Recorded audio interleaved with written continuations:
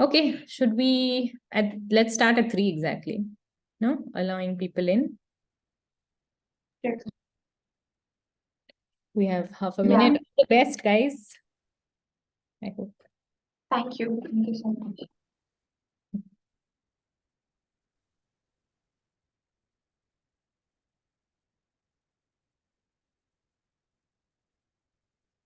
We can just do admit all at in 2-3 minutes.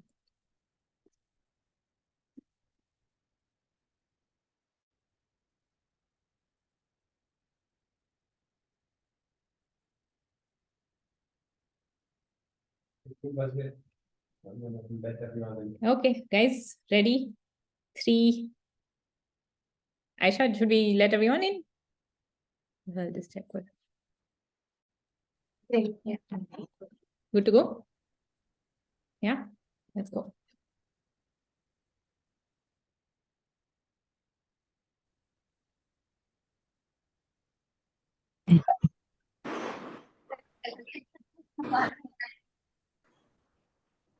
Hi, everyone.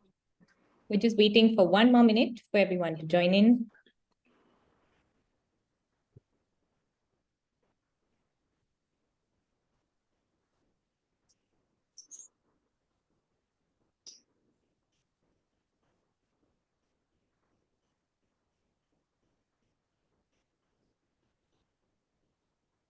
Okay, thank you so much for joining in for the very first Bachpan Manao Badhte Jao Masterclass. This one is being led by ChangeInkk. ChangeInkk is a nonprofit that works towards building ecosystems that accelerate the mainstreaming of inclusion for over 200 million Indians with specific learning disabilities from cradle to career. We're so happy to have you all join us for this masterclass. And now I'm going to hand it over to Aprajita from ChangeInkk, who's going to take you through the workshop. So Aprajita, over to you. Thank you, Maitri, for the introduction. Hello, everybody. I'm from ChangeInkk. My name is Aprajita. Just allow us a minute. We'll be sharing the presentation and we'll start with a quick survey. We'll just give 1 or 2 more minutes for everybody to join in over here and then we'll begin. Thank you.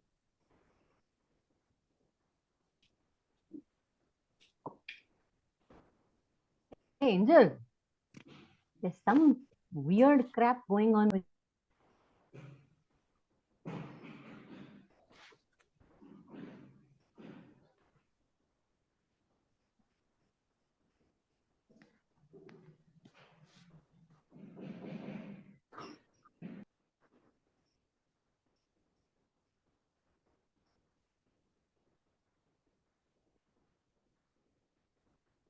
Hi, everyone. We're just waiting for a minute or two for everyone to join in. While we're waiting, if you can add in chat which organization you're joining us from, that'll be great.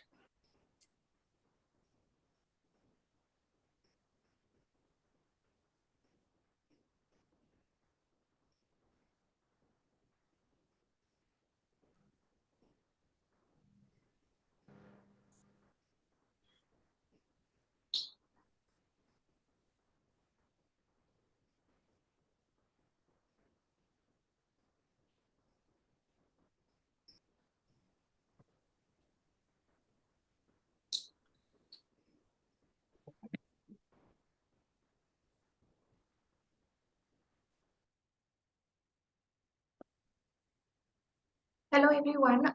So we'll quickly begin.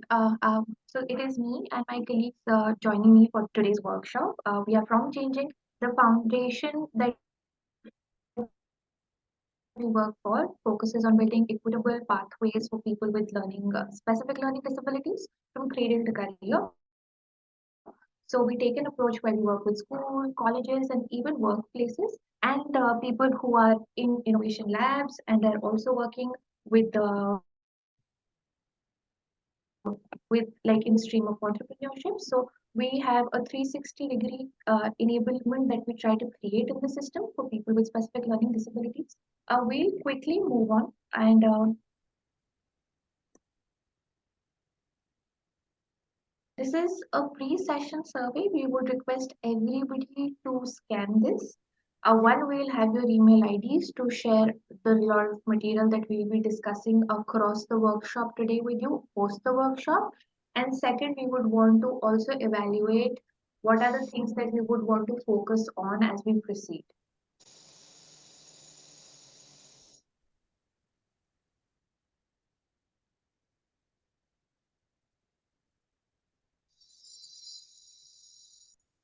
I thought I'll get to it.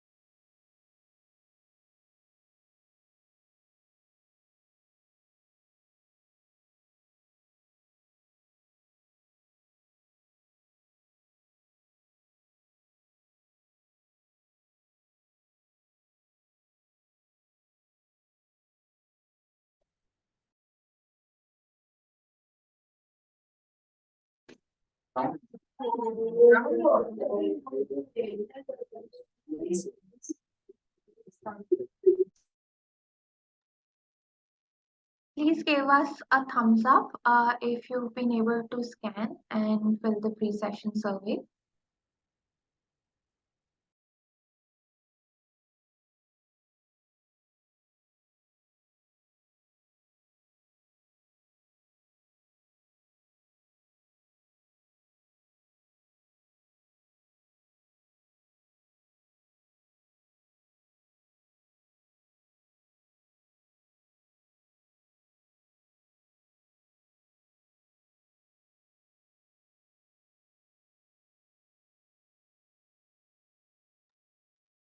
Hey, everyone who's just joined us. We're just starting in a minute, but while we're waiting for everyone else to join in, yeah, we're just starting.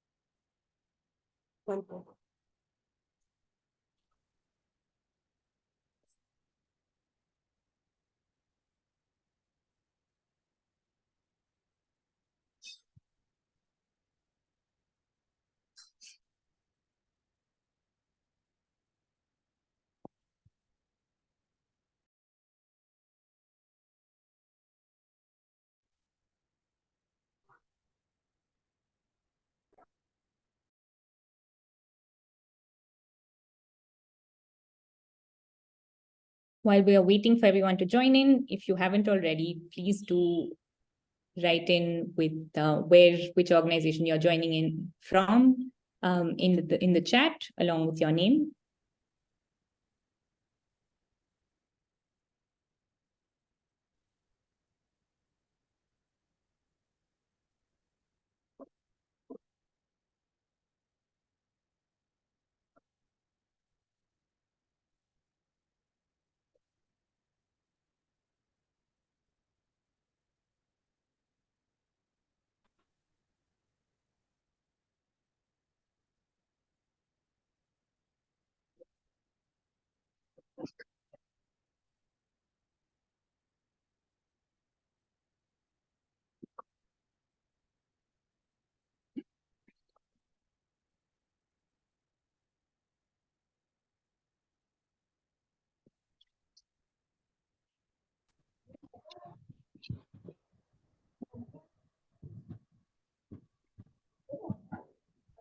So we are good to begin now. Okay, we'll begin, everybody. We will just try and write this panel that is showing for us. Yeah. So now the focus for today is going to be a 2-hour long workshop. So just to make sure that we have our attentions on the content we are sharing, what we are going to do is that the 4 main things we are going to focus on today is understanding neurodiversity and specific learning disabilities, what they are, how do they manifest, the struggles and the strengths around it, the regulatory and the policy framework in our country, and also some global best practices. Then we'll have a peek into universal design learning, and eventually we'll get an understanding how can we leverage technology for creating inclusive education. And what we'll do is for all these 4 segments, after each segment, we'll do a quick recap question just to see that if we've been able to gather all the knowledge that is being shared. And then we'll open the forum for good 5 to 6 minutes to answer as many questions as possible. We would also want you to put your comments and questions in the comment section so that we can get back to you if we are not able to address your questions towards a certain segment during that time. So we'll begin now.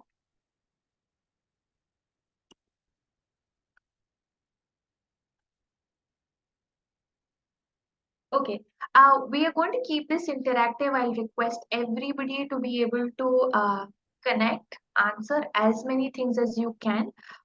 Let's make sure we do not sleep across this 2-hour session.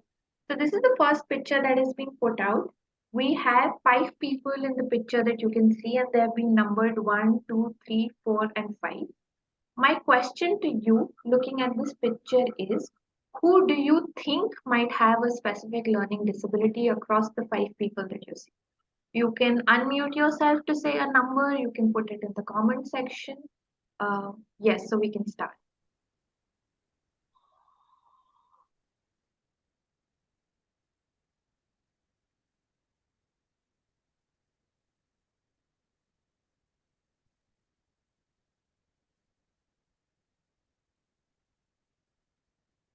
You can put it in the comment section. Okay, so people are saying 2, 3, 1. Somebody has said that there are hidden disabilities, so it's not evident if anyone here has SLD. That's correct. Thank you for answering that, Chaitra. The idea of having this activity is to understand that when you look at somebody, it's very difficult to perceive if they have a specific learning disability or not, because it's a hidden disability. It cannot be perceived by looking at everyone. Let's jump in and understand what do we mean by neurodiversity and figure out how do these specific learning disabilities manifest. So, differences in the way people's brain function, process, and learn information is what we understand as neurodiversity. And then now the focus is that the way we function, if we have a certain operating system, right? Like how all our systems have different operating systems. Our operating systems are very different, right? How we perceive knowledge, how we express knowledge is different for all of us. And therefore, we have this large umbrella of neurodiversity. Individuals with specific learning disabilities which includes dyslexia, dyscalculia, dysgraphia, and dyspraxia, they always have above or average IQ. Okay. It's a lifelong condition that runs in families, and the number is as high as 1 in 5 people who are affected by dyslexia. So you need to focus, it's almost 20% of the population around us who we meet, interact, but we are not able to perceive as somebody who's struggling with specific learning disability. Now we are going to focus that access to accommodation and a lot of assistive technology that exists right now really helps them throughout their lifetime. It's an invisible disability that we established from the previous activity and is diagnosed through psychometric testing. Unemployment and underemployment are the specific challenges that people with specific learning disabilities face. And we are going to further understand what are the struggles, how does this manifest. So how do specific learning disabilities manifest? Dyslexia impacts our ability to process language. It accounts for almost 80% of all SLDs. Right now on your screen, right, we have tried to represent how dyslexia might come across. This is a visual representation of one of the cases of how any written material that is given to somebody who's struggling with dyslexia will see. There could be a lot of movement, there could be mirroring, there could be slow movement, there could be skipping of words right now. So what we see right now on the screen is one of the ways that it is manifested. This is another activity we would want one of you to volunteer and try and read this. Anybody who can unmute themselves and try and read this. I can give it a go. Yes, please. Yeah, so we begin our trip at a familiar place. Um, uh, uh, no, I can't do this one. Something like yours and view. It contains 100 trillion cells. Oh, a brain, I suppose. A body. Okay, okay, like yours. Okay. Like yours and mine, I see. Okay, it contains 100 trillion cells that work together by... Okay, that's about it. Thank you so much. Thank you for volunteering. What we were trying to understand from this is that sometimes the text that is shared with you, which might be like this is the correct text. This is how it is looked at or perceived by somebody who has dyslexia. It impacts their ability to process language. I hear Having from said that, the laptop back there. I would request everybody to be on mute, please.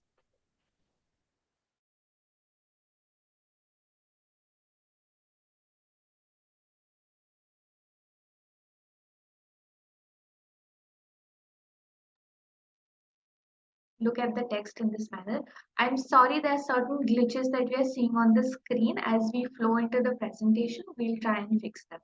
It's just because of the platform you're using currently. So sorry for that. So this is the text that we volunteered to the person to read. This is the correct text.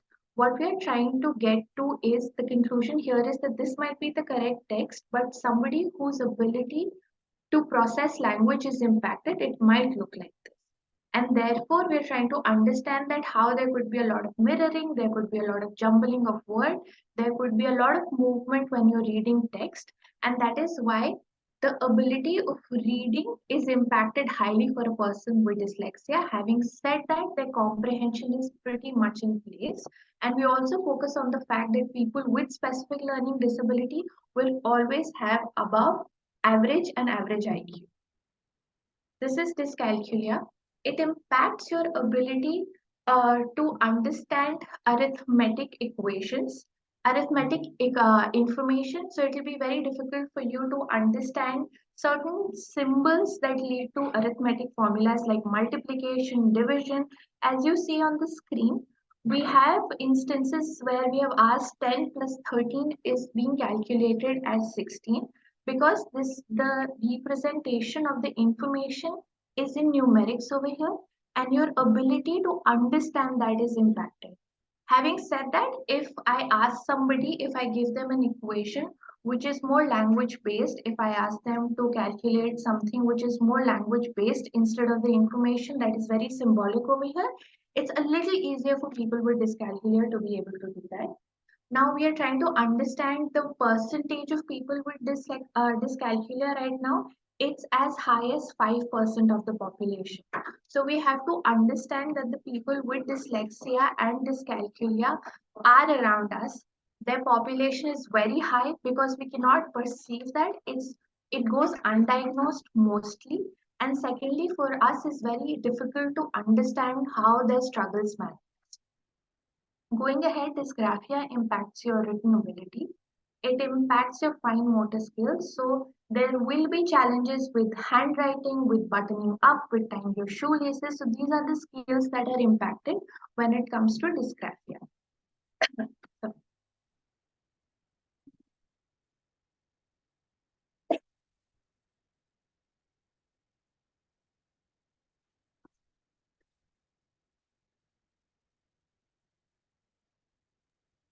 Can't hear the sound. Can you play sound, please?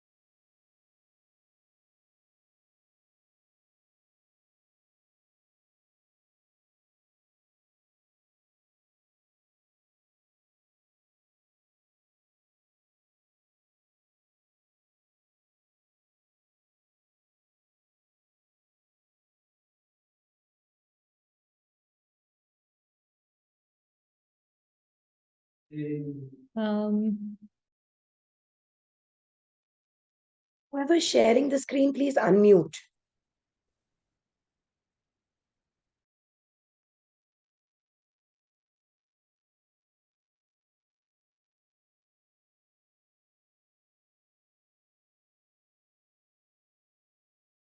Prajita, I think you might have to reshare Zoom screen with sound.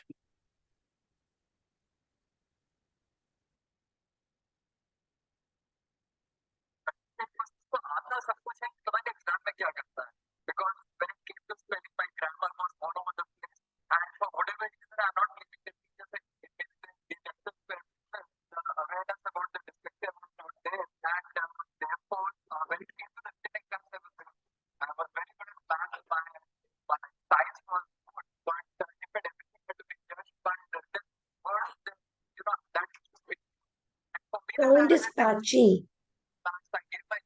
If you can stop and reshare.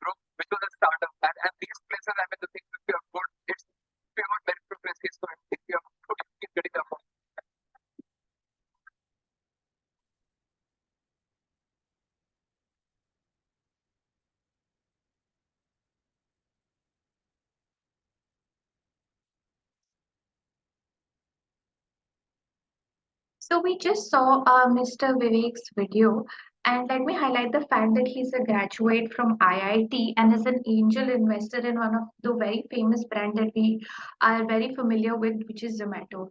So he keeps focusing on the fact that his comprehension was knowledge was pretty much in place, but if his entire knowledge had to be judged through his written skills, then they would not just be well balanced. Therefore, an exam like the IIT, the NEET entrance test really helped him, where a lot of knowledge that he had was not judged on the basis of his written skills. That's the fact that we are trying to conclude with all the information that we have shared so far in terms of specific learning disabilities are that while your ability to process language, arithmetic formulas, numeric information might be impacted when it comes to specific learning disabilities, your comprehension of knowledge or your expression of knowledge is never impacted. Now we want to understand what are the three aspects of the struggles that we are discussing. We have to look at this triangle. This is something that is very crucial in terms of understanding the dyslexic struggle.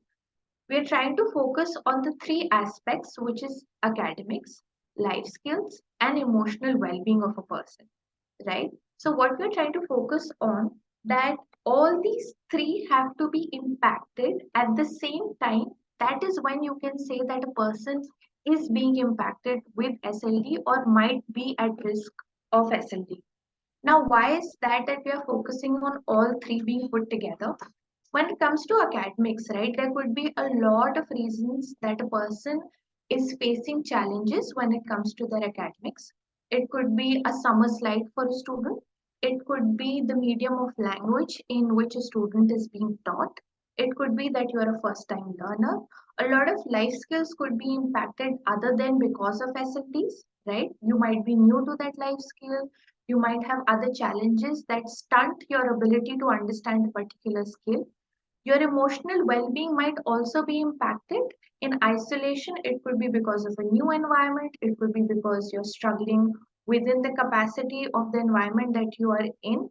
But when all these three struggles are sort of put together, when a child has academic struggles, life skills struggles, and emotional well being struggles, then we can say that a child might be at risk for SLD.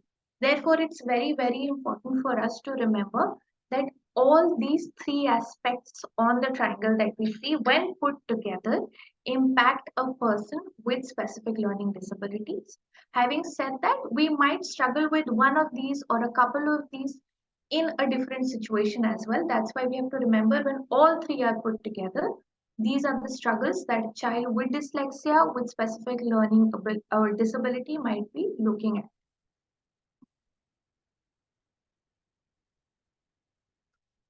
Now we have to understand these struggles, right, that go beyond language processing. So it impacts your executive function. When you look at a student who's orally performing very well, is able to give all the answers, is interacting very well, but when you look at their answer sheets, right, somehow the same expression of knowledge is not visible when it comes to their answer sheets, right? There are a lot of spelling errors. They're not able to interpret the questions that they had read and when they're writing the answers. So there's always a gap in their oral and written performance. This also leads to poor self-esteem because more than often we confuse specific learning disabilities with somebody having low IQ, right? Because you're not able to read and write, and if you go back, that's our go-to way of sort of judging somebody's IQ level. This sparks a lot of frustration, a lot of inferiority complex in a child, which more than often impacts their self-esteem. There are memory challenges. They can easily forget tasks and deadlines, especially when provided with multiple instructions at once. For example, if you ask a child to go to their desk, open their bag, take out their English grammar book, go to page 16, and then do the following exercise. By the time the child has gone back to their seat, has opened their bag, they've forgotten what book they need to take out, what page do they need to refer to. So we need to make sure that when we are referring to kids or when we are giving a set of instructions to kids with specific learning disabilities, they need to be slow, they need to be less, and they need to be handheld with these instructions. Slow processing is something that is the reason because of how they're reading or writing, because it impacts their processing, the language processing. It organically makes them very slow when it comes to processing information by reading or having to express their knowledge through writing. They're sensitive to overstimulation, the struggles with concentrating on what they're doing due to movement, due to light, due to certain sounds is something that makes it very difficult for them in a situation which is very overstimulating. They have difficulties in planning when it comes to managing time, when it comes to planning tasks, when it comes to finishing a certain task within a given deadline.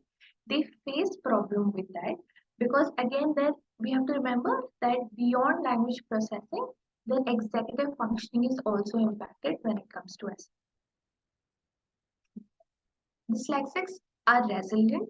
With the right support, they find ways to cope and succeed. That's why all of us are together. We are here to understand what could be the probable struggles, where are they stemming from, and how can we support them and help them cope and succeed in whatever way of life they progress. Okay, this is one of my favorite exercises that we do. We want you to look around you and name one thing that you think is a product of a dyslexic mind. So just look around you. You can unmute yourself to answer. You can put it in the comment section. Let's begin.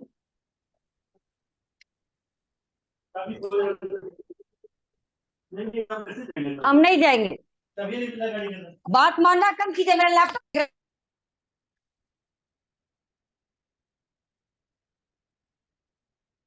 Okay, somebody has put it again on the chat that it's electric lights. Edison was dyslexic. Thank you. That's the right answer. It's the bulb, electric bulb that we have. There's so many things. You can look around you right now and you can give the answer.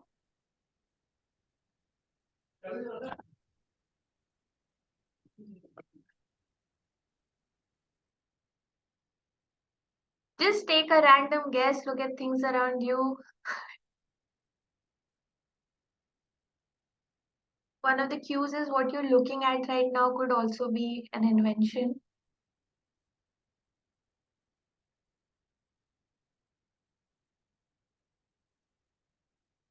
Okay, so this is a small representation of how is dyslexia powering our lives. You have a few inventions by inventors with dyslexia, and these are the things right now around you that support you in your everyday life. Somebody did mention Thomas Edison for the light bulb. Okay, people are still answering. Yes, all these are correct answers. Somebody did mention ChangeInkk Foundation. Okay, yes, yes, one of the founders is dyslexic. We'll further get to hear from him also as we go through the presentation. So now this is one of the most beautiful slides that we have that represents the fact that a lot of things around us that we've been using that has made our lives so accessible, be it cars, be it the laptops that we're looking at, be it our phones, be it the flights, be it the electricity, has been the invention of a person with dyslexia. Which brings you to the big question mark now that a person who's struggling to read, who's struggling to write, how are they able to form something which is so visionary, right? Which is helping us in our everyday life?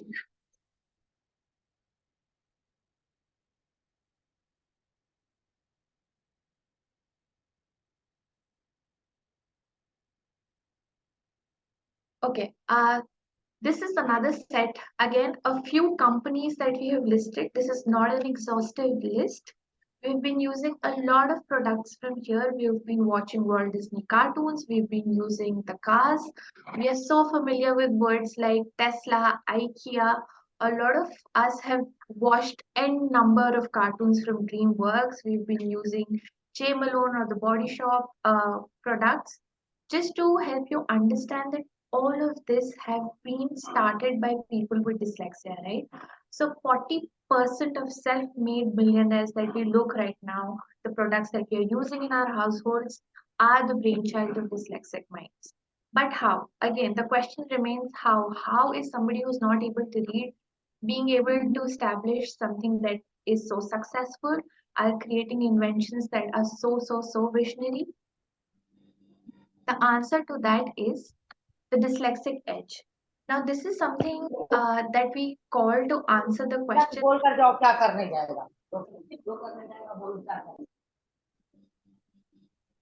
Just requesting everybody to put themselves on mute, please. Yes. So talking about the dyslexic edge focuses on the tremendous ability that a brain with dyslexia has when it comes to visualizing, when it comes to innovating, communicating, reasoning, seeing the bigger problems, seeing the big pictures, connecting the dot, and then being able to come up with a much sustainable solution. Like Graham Bell, right? When he invented the phone, a phone where you had to manually dial number to get in touch with a connector who would further connect you to the person you wanted to speak to, he said that there will be a day when you'll be able to see the person.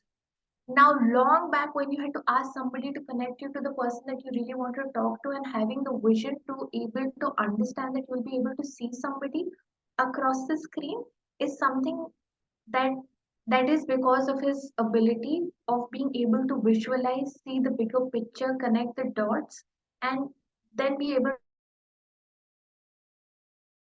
This phenomena put together is called the dyslexic edge, and that is what makes the dyslexic mind, which is struggling to maybe read a three-letter word, be able to create something that is so successful, that is so sustainable and visionary. Global studies have shown that the percentage of students with dyslexia in the fields such as engineering, art, entrepreneurship are twice the percentage of individuals with dyslexia in general population. And this is the reason because of the ability, the wonderful ability to be able to understand the problem around them and not just understand it, but also be able to innovate to solve for that problem. Thus, we are happy to let everybody else know, and we very confidently say that dyslexic thinking is something that is driving the world forward, and we would want to support these minds to be able to continue doing so. Now I'm handing it over to my colleague Aisha to conduct a few recap exercises just to sort of conclude the segment that we just went through. Hi everyone. So just to kind of recap the three aspects of dyslexic struggles, and please feel free to put your answers in the comments. So yeah, what are the three aspects of the dyslexic struggle that we discussed earlier?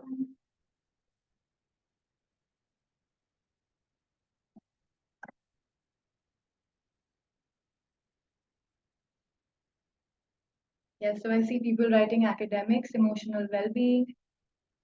That's right. There's a third one that, yes, life skills. Amazing. So we have academics, emotional being, and life skills. Those are the three aspects of the struggles that we discussed. Thank you.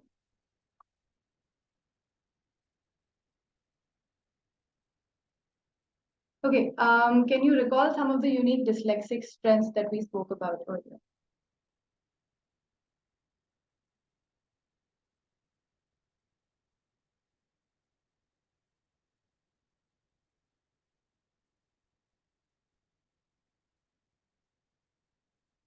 Visualizing, connecting, that's right, innovating,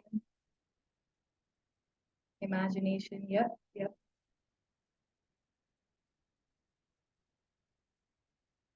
So these are what we refer to as the dyslexic edge.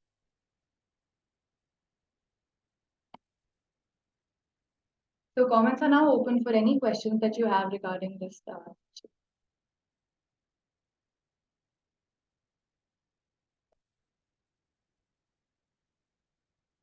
You can unmute yourself to ask questions. You can also put them in the comment section.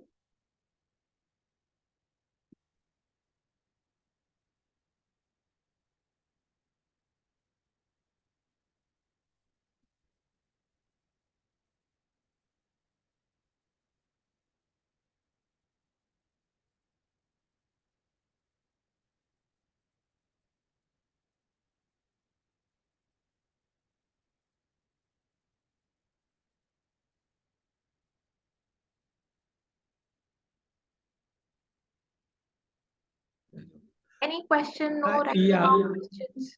I've got some. I've got one really. You know, a lot of these guys seems to be doing so well with the system that we have. Now, addressing that, would they kind of not have that ability to do so well? I'm just, I'm not able to address the question properly, because from what you're saying, 60% of them are doing so well. So should it be, how do you address this thing, I mean, they are successful, they have ideas. So what are we trying to kind of Thank you. address? Thank you for asking that. Am I making myself clear? When I talk, I would please request everybody to focus on mute once they've asked the question.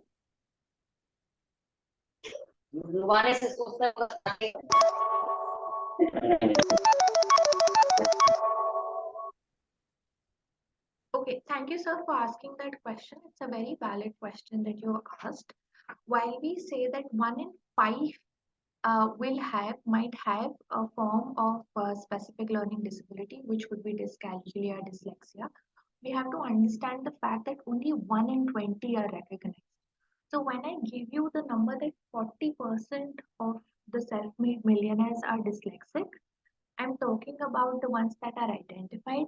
We will have a lot many around us that we have not identified. One of the reasons for that is that it is very difficult to perceive while looking at a person that they might be struggling with a specific learning disability. That is one thing.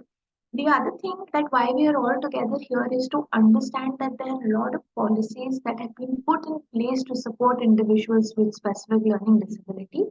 We also now want to focus on how to implement them, how to support these individuals, and how to help them and support them to cope and succeed. So that's the focus. So you have to remember that while 1 in 5 is the number of people who might be struggling with specific learning disability, which is almost 20% of the population, only 1 in 20 are identified. So while the people who've been identified, we also want to focus on people who've not been identified and create a system where you don't have to struggle to succeed. I hope that answers your question.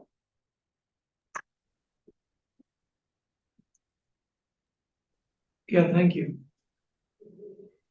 Rajda, can I come in there, please? Sure. This is Nupur. We do want to understand that even though it's invisible, there's a 35% higher chance of them dropping out by grade 8. This is primarily what happens is if you don't support them in time, and that's going to be the part of the next sort of sessions that we get into. If you don't support them in time, their learning outcomes, the gaps in learning outcomes, expand exponentially, leading to that dropout. And that's what the challenge really is. That while we focus, on all this brilliance, which is really invisible, on the ground, what you see is a child struggling with basic reading, writing, spelling, not being able to answer incomplete incomplete books, which is what they're being tested on. And the reason why they don't do academically, causing that whole circle of frustration, right? And that's where we think technology plays a very, very critical role in filling that gap.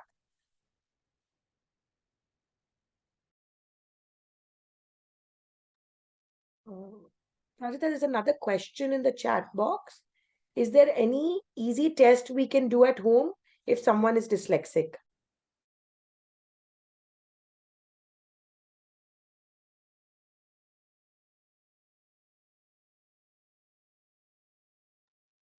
Our next segment will be answering that question. We are going to focus on screening and identity.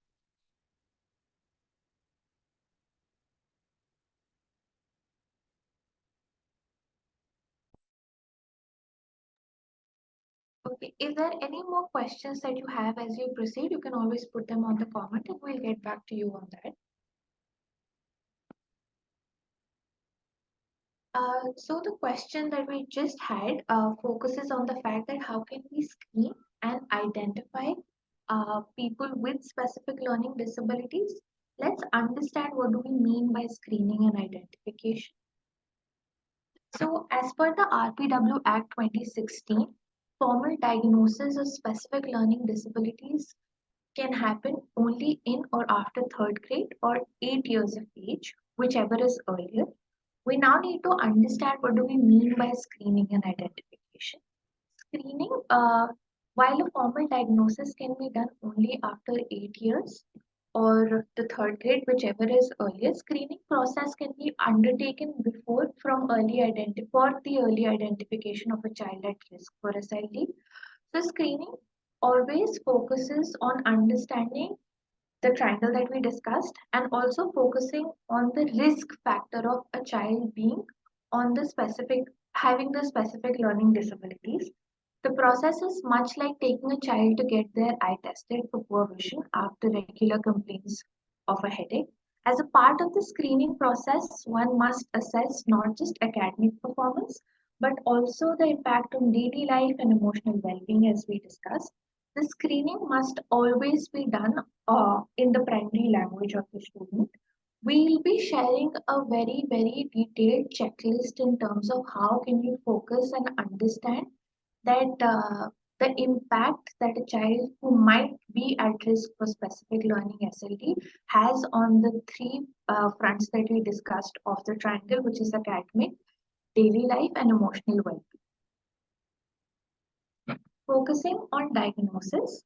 Diagnosis happens when you have identified that a person might be at risk of XYZ things across the three aspects of the triangle. The steps that we take after interfering when it comes to screening are diagnosis. For diagnosis of SLD, we require a pediatrician, a psychiatrist, a pediatric neurologist, or a clinical or a rehabilitation psychologist. These are the people who are required for the formal diagnosis of specific learning disabilities. The diagnosis for specific learning disabilities is a three-step process. We need to first assess and eliminate any visual or hearing impairment issues. Why is this important? Because visual and hearing impairment issues might lead to your ability of being able to read and write. Therefore, that's the step one. The step two focuses on IQ assessment. Only if the IQ is determined to be average or above average, then we proceed to the next step. We have identified the fact at the very beginning that a person with specific learning disability will always have average or above average IQ. That's why step two becomes very crucial. After we have navigated with the assessment where we have eliminated visual and hearing impairment, and after we have determined the fact that the person has average or above average IQ, we go towards SLD assessment that involves application of specific psychometric tests for diagnosing specific learning disabilities and then assessing that on a severity scale. Why are we talking about the severity scale here is that any disability that is marked 40% or above is only after the severity scale hints at 40% and above, the disability diagnosis is confirmed and a disability certificate and a UDID card is issued to you, which is very important for a person struggling with a disability to have in terms of having access to the various government schemes that exist for persons with disabilities. Now we have to understand what we as a country are doing to tap into the critical resource pool of dyslexic thinkers. We are going to focus on the policies, the framework, the regulatory bodies that exist to support individuals with specific learning disabilities. The three things that this segment is going to focus on is the Right of Persons with Disability Act 2016, the National Education Policy 2020, and we need to look at the three regulators and their mandates, which is University Grant Council, All India Council for Technical Education, and National Testing Agency. Focusing on the Rights of Persons with Disability Act 2016, we have to focus on the fact that SLDs were formally recognized as a disability in India for the first time in 2016. It very clearly mentions that SLD as heterogeneous group of condition wherein there is a deficit in processing language, spoken or written, that may manifest itself as a difficulty to comprehend, speak, read, write, spell, or do mathematical calculation and also include such condition as perceptual disabilities, which we earlier discussed, like dyslexia, dysgraphia, dyscalculia, dyspraxia, and development dysphasia, are recognized as specific learning disabilities.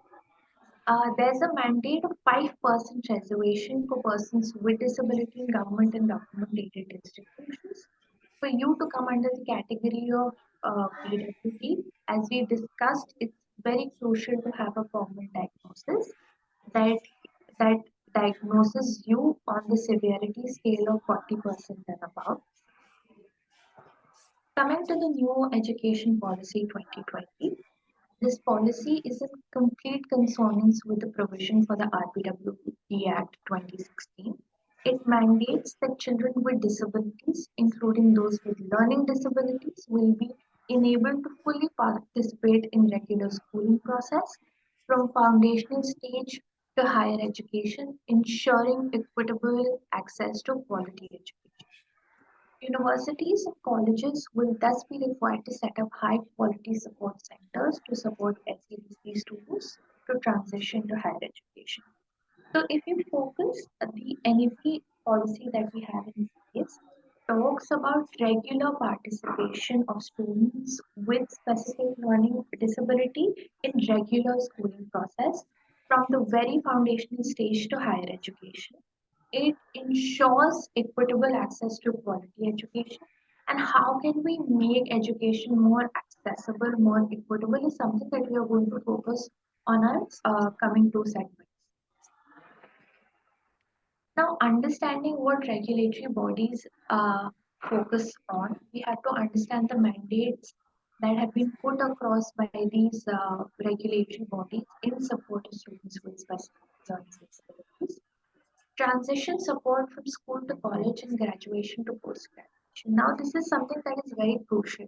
While we know that school has a support system in place for students, and so does college, the transition is something that is very, very, very crucial for a student. All of us at some point or the other, when we move from a support system, from a college that is so familiar to us that we have spent so much time in, to college and graduation is just very overwhelming for most of us. Therefore, it's even more crucial for us to focus on supporting and helping students cope the transition period for students with specific learning disabilities, providing support throughout the admission process through accessible application processes and formats. Now, this is something that is very crucial for us to understand that we are talking about students who are struggling with reading, right? So, one, the application process should be something that is very accessible for a student with specific learning disability. And the part two for this is the entrance exam in itself should be able to provide the accommodation that are required for a student with specific learning disability. When we talk about the accommodations, which we are going to look into more details as we proceed, we have been so used to seeing students with specs in classroom, right? All of us are wearing spectacles, right? I right now, out of the four colleagues that we have, three of us wear spectacles, right? And we never see that as something extra being provided to a child. It's a support, it's an accommodative tool that is being provided to a child to be able to read better, right? To be able to see better. Therefore, a lot of support and accommodations that exist for students, we're going to delve into them as we proceed and why they're very necessary. Providing counseling support for induction and orientation. We have discussed previously that when we talk about the struggles and the challenges, for all of us, The transition from a school to a college is a very, very overwhelming process.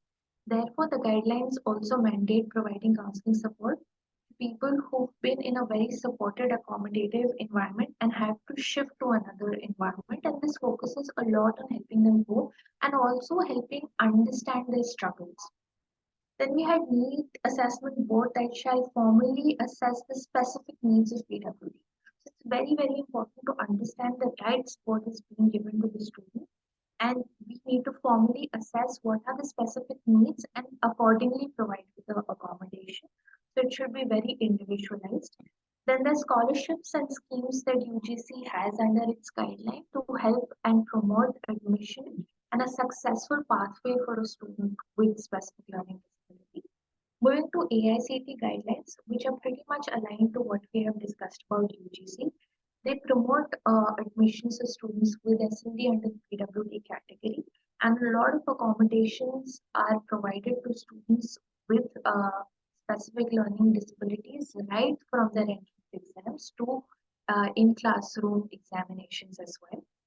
Streamlining the admission process is very, very important, where they focus on understanding the specific needs and accordingly providing the accommodation and support on a case-by-case basis.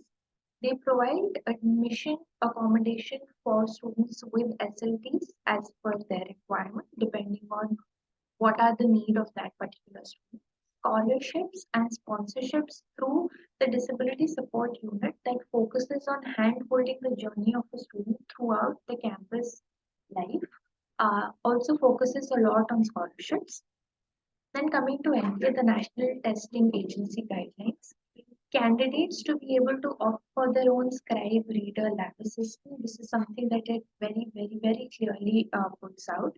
And again, when we discuss that for students to have a very successful journey, to be able to tap into the resource of these critical thinkers who we call the dyslexic thinkers in colleges, it's very, very important for them to be able to get through colleges, right? And the very first step for that is admissions into colleges. NTA focuses on helping, supporting these students, accommodating their needs so that they have a smooth transition through the entire admission examination and process. Candidates can choose mode of examination, which is online, offline, or recording of the answers according to the specified support they need. Compensatory time of at least 20 minutes per 1 hour of examination is provided, and these accommodations are also provided to students while they're writing their semester exams as well. Use of assistive devices in most of the cases is allowed accordingly as per your declaration to what support is required during the admission examination process. Seating arrangement, keeping in mind distraction-free environment is something that we are focusing on. Reading material to be provided in accessible formats is very crucial. And then the last, but this is not an exhaustive list, alternative objective questions instead of subjective questions. If you remember the video that we saw, we we saw Mr. Vivek speak about how it was so difficult for him to write down his knowledge, but an exam that focused on objective questions other than subjective questions was very, very easy for him to crack. The National Institutional Ranking Framework allocate points to the parameter when it comes to outreach and inclusivity. So as a country, we have a very rigorous framework when it comes to regulation bodies that is being put in place to help support students with specific learning disability to have a very successful pathway when it comes to their education journey. And this is something that we should be aware of and try and implement as much as possible on ground. The top universities around the world have been attracting SLD students for some years.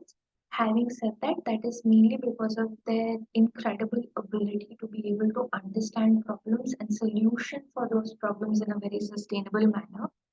Dyslexia is so common at the Massachusetts Institute of Technology that it is called the MIT disease. Every second student in MIT has dyslexia or a form of specific learning disabilities. we have an institute like Yale's, Brown, Stanford that we see on our screens. And what we would gladly want to also try and articulate through this is that we have a lot of Indian universities, given the regulatory mandates that we have, that have started to support and build a very robust system to help students with disability on their campuses as well.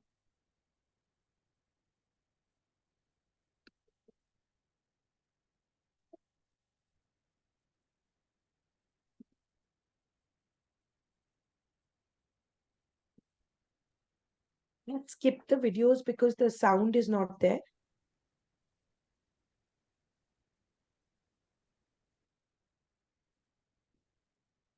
Was one of our early entrants into higher education. Yes, significant difficulties with reading and writing.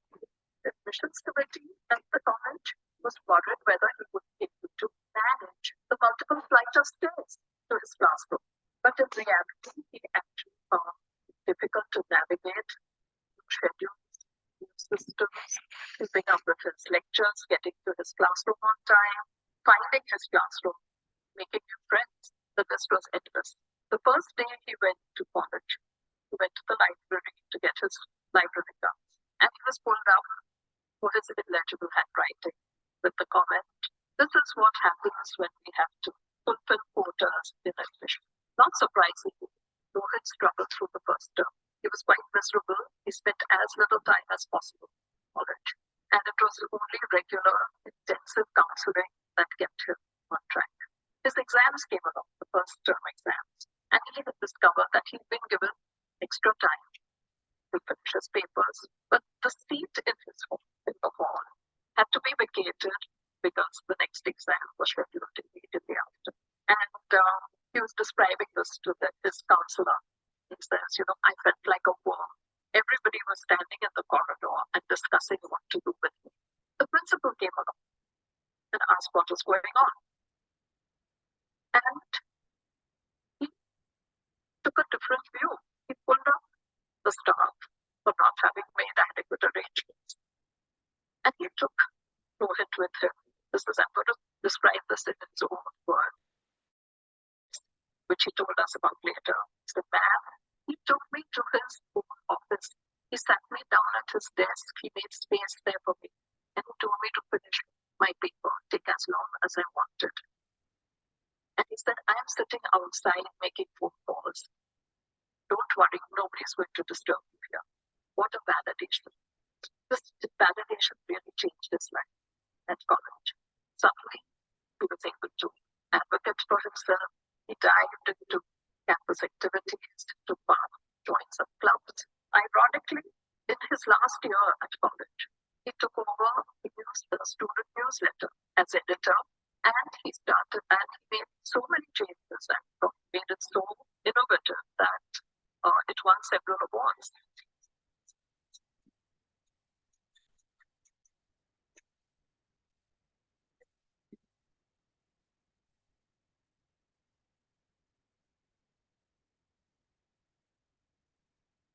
This particular video focused on a beautiful transformation. There are two things that are highlighted.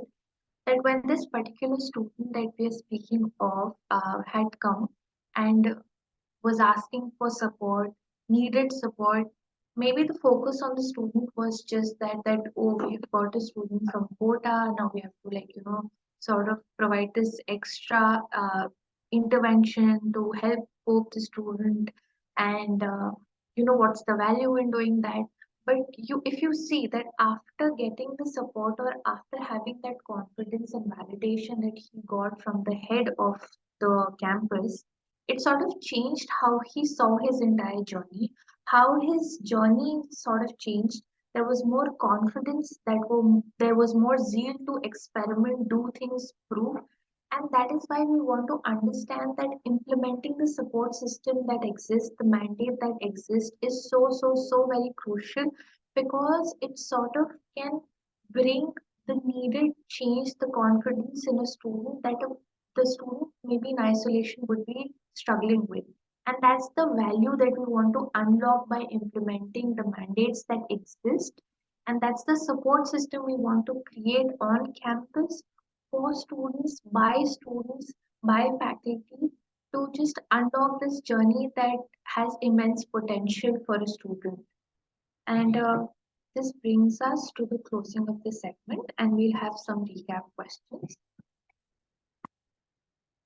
So for a quick recap, and again, feel free to put down your answers in the comments. Out of these options, which is the minimum age for a child to be formally diagnosed with an SLD? Is it 5 years, 8 years, or after third grade, 18 years, or is there no limit?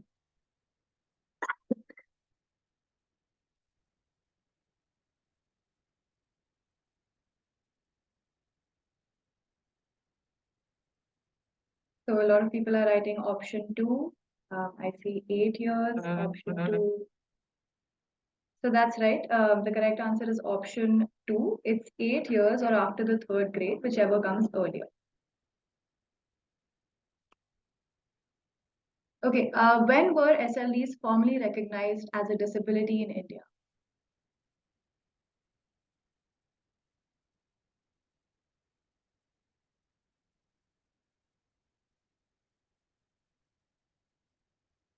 And does anyone want to name the act that recognizes the? Thank you, Dr. Chetla. It's the RPWD Act of 2016, which is when SLDs were formally diagnosed, formally recognized. Yes, that's right. Thank you. For any questions, please feel free to unmute yourself or put it in the comment section.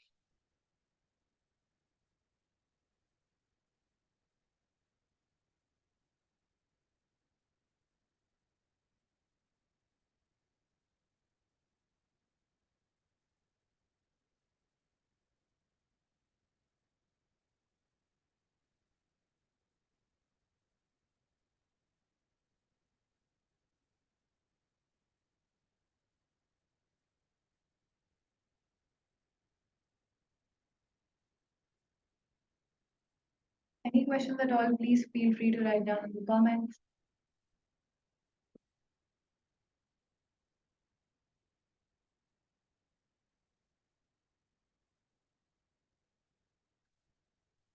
Because, okay, if there's any question related to the segment, you can please feel free to post it in the chat box. We are moving further to our next segment, which is universal design learning. This will be taken by our founder, Ms. Nupur Chunchunwala, and she'll proceed with the session.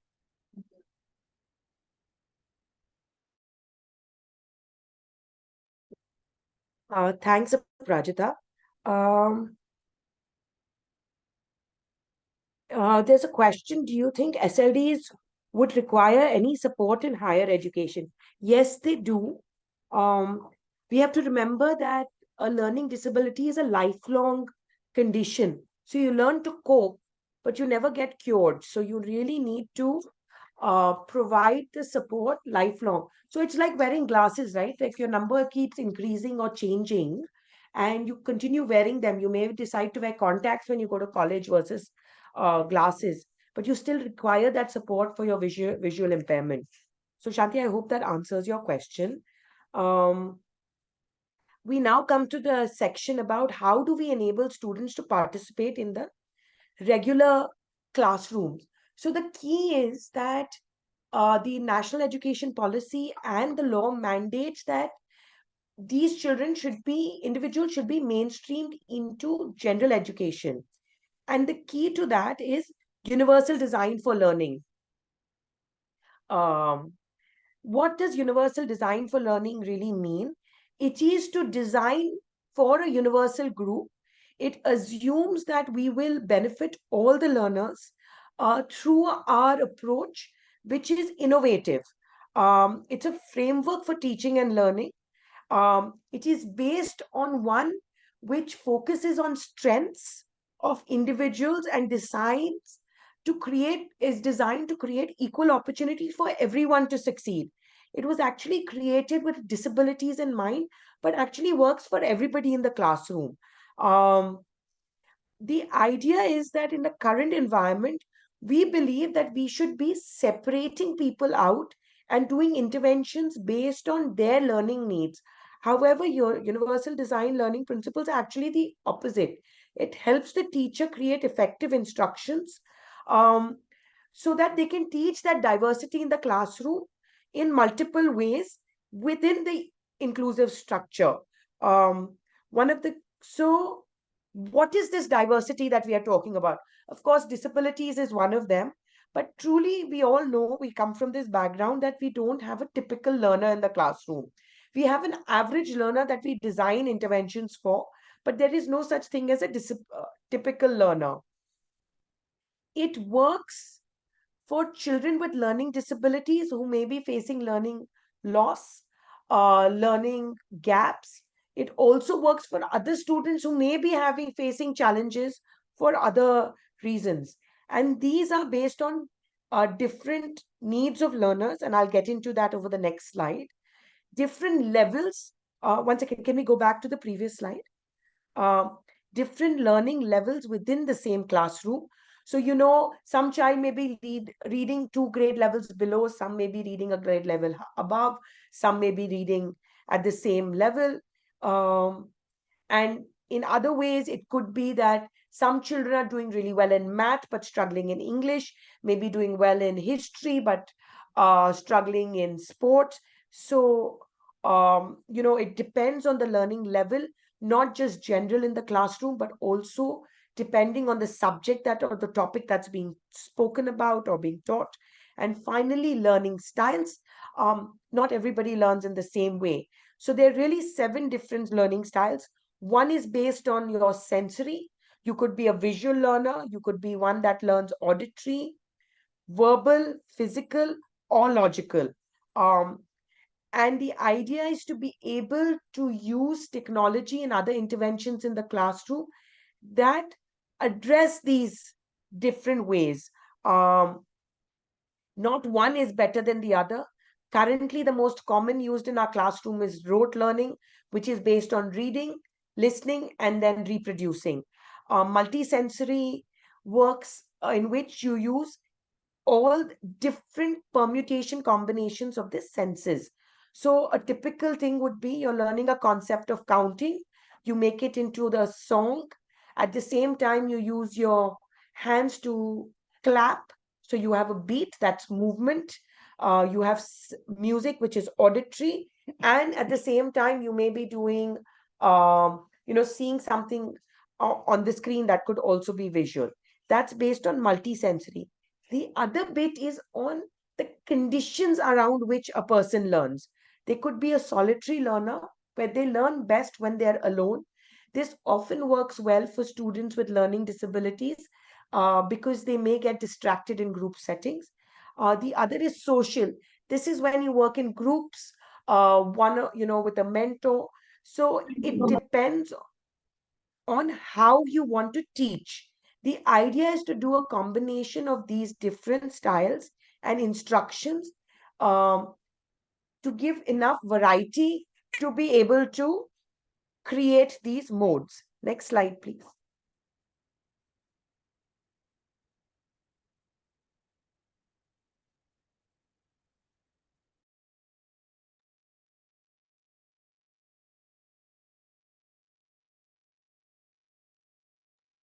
Can you go to the next slide?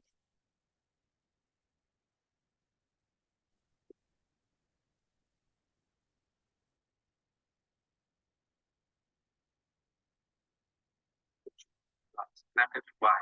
Because in math class, for example, the teacher would put up the sum on the table, and I would work it out in my head and have the answer ready with me. And it should ask me, or he would ask me to show the working, I would have it, right?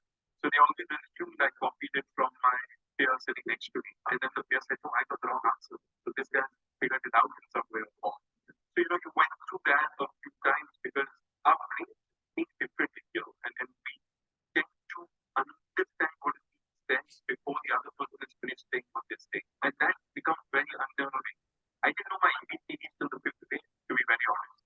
The only reason I could write my name was because there was another Kunal in my class. He wrote it, I memorized it, and I simply copied it.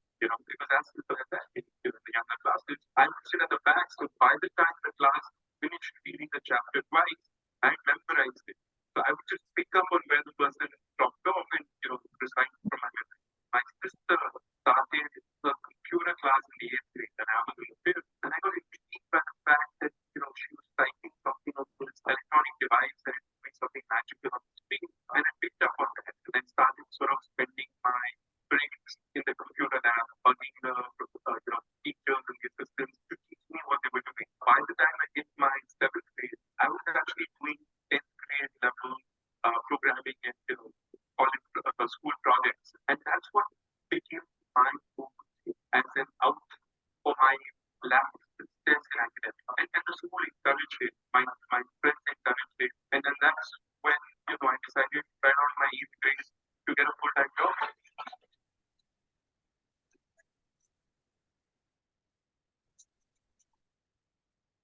So basically, the strategy that Kunal was using was sight, which was the tracing that he was doing with his classmates when he said he was reading, and sound, where he was memorizing based on the sound that he was hearing.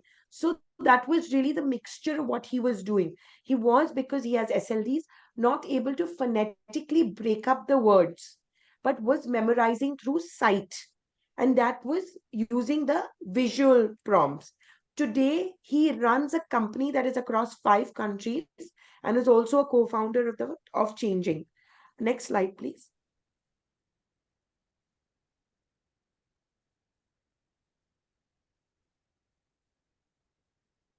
So really, what is your framework of universal design? One is that it has to be usable, simple and intuitive. What does that really translate into? You've made a flashcard. Excellent. Because the flashcard is sight, it has an image, it has a picture on it. It could be an audiobook. It's easy to use. But guess what? It's not completely universal design, because the next pillar becomes accessibility. Can everybody access this? So, for example, the flashcard. You have a flashcard which is yellow in color with white text on it. People with visual impairment and SLD may actually not be able to see it because the contrast is not good enough, or the font used while writing the word is actually one that a person with SLD will mirror easily. So that becomes a challenge. And then finally, inclusion. Is it proactive and have you integrated it? Or are you still doing only differentiated, that I will have a flashcard that is regular for a normal, typical student? For SLD or visual impairment, I will have a flashcard which is larger font. For somebody who maybe has 100% visual impairment or is blind, I will do a braille flashcard. Maybe the image is not visible. So we have to make sure that it is all three together when you design. Technology becomes a boon in being able to do this. And in our final session, after this, we will be able to learn a lot more about it. Next slide.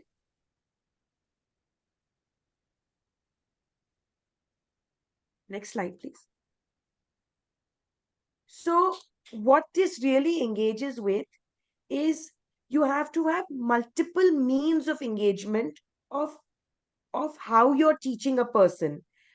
Also, you have to have multiple representation. Technology, I may have a video file, I may have an audio file, I may have a text, a PDF, and then it's not enough for me to just consume the content. The way I learn and reproduce it, it should also be in multiple means and forms. Next slide.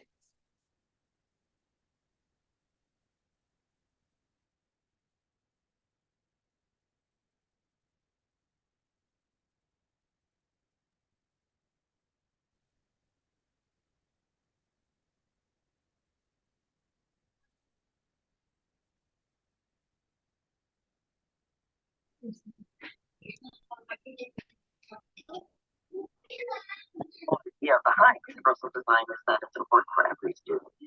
And here in the Academic Center for Excellence at Bryant, we also have our support services for our international and English as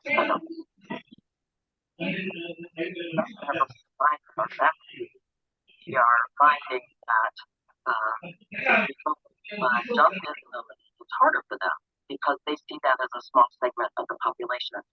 But if we focus on all students, and we also talk about our English as a second language the students, that can really show that universal design concepts can apply for them and can help them to learn more effectively in the classroom.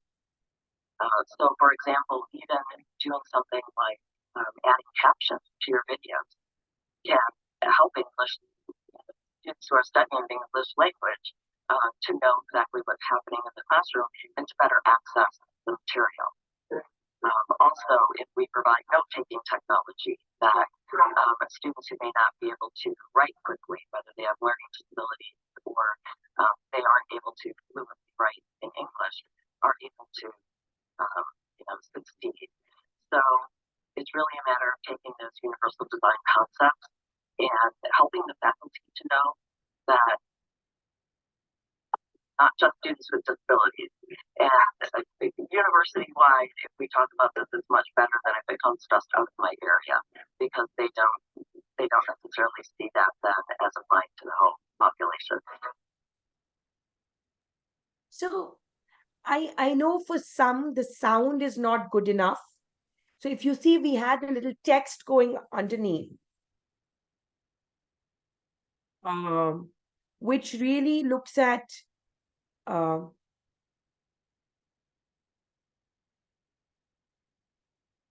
we switch on to the slide, which had the text at the bottom like karaoke, which allowed you to be able to read the content, even though you could not hear it.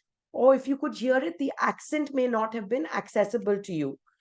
Can we move on to the next slide, please, Aisha? Or Prajita?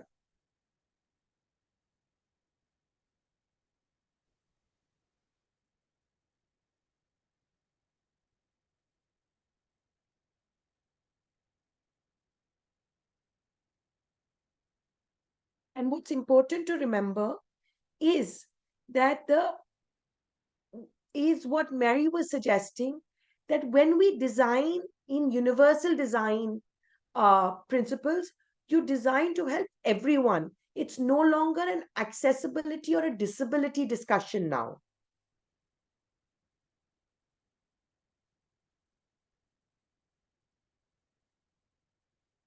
I apologize. Thank you for your patience.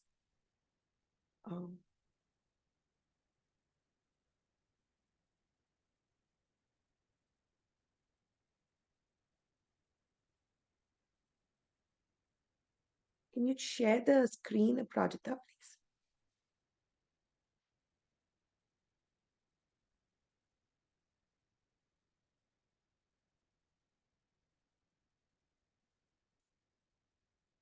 Next. So what are some of the UDL strategies for the classroom? Ensuring that we deliver content using a variety of mediums. It's not necessarily just to use a textbook. For a child who may be struggling with reading and writing, we may say that there is an audiobook available on the Diksha platform or on YouTube that you could also listen to. The idea is to focus on what we want the child to learn. Also create clear lesson goals. What does that mean? From this chapter or this lesson, these are the 3-4 things we will need to learn. These are vocabulary that we need to pick up. These are some of the reading strategies. This could be the counting and how this builds on the next level of learning.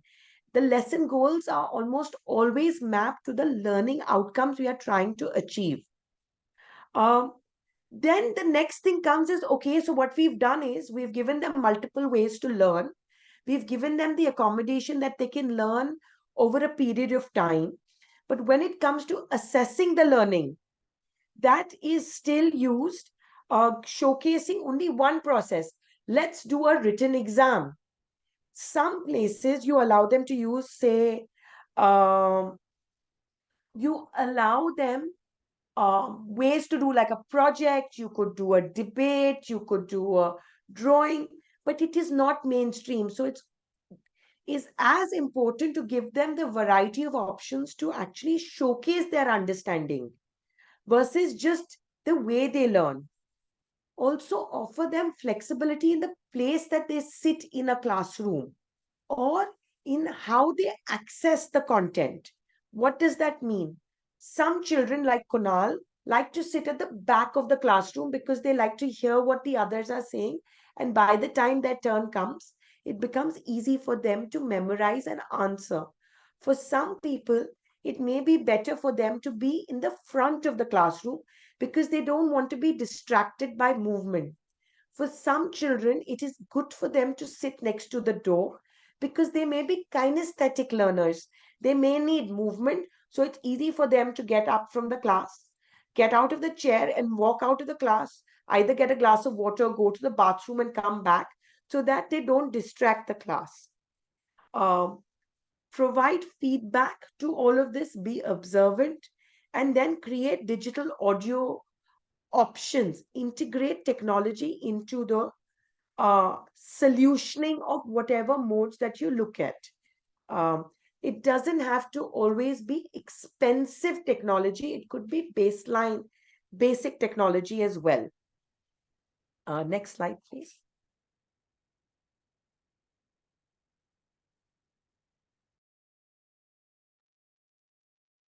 So Aisha, would you like to sort of give an example? So Yes. as a recap, yeah, go ahead. Based on the frameworks and the principles of UDL that we just discussed, which one of these do you think is a good example of UDL?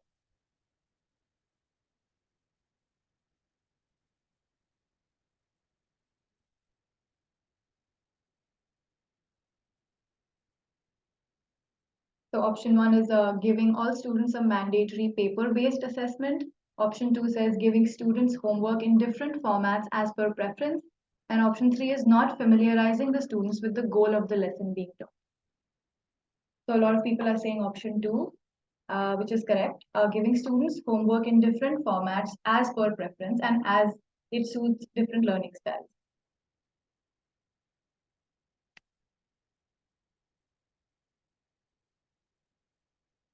UDL is one way to teach all. Is this true or false?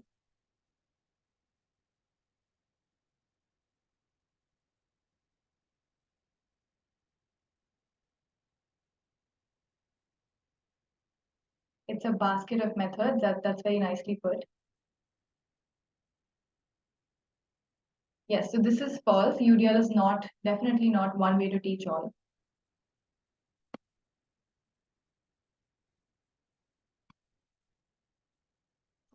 Again, any questions related to the segment that we just went through, universal design learning, please feel free to unmute yourself and ask questions or put them in the chat box.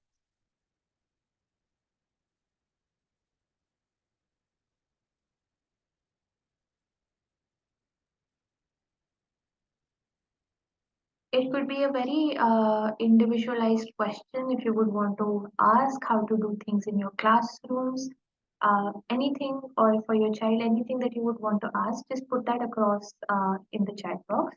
We'll surely get back to you.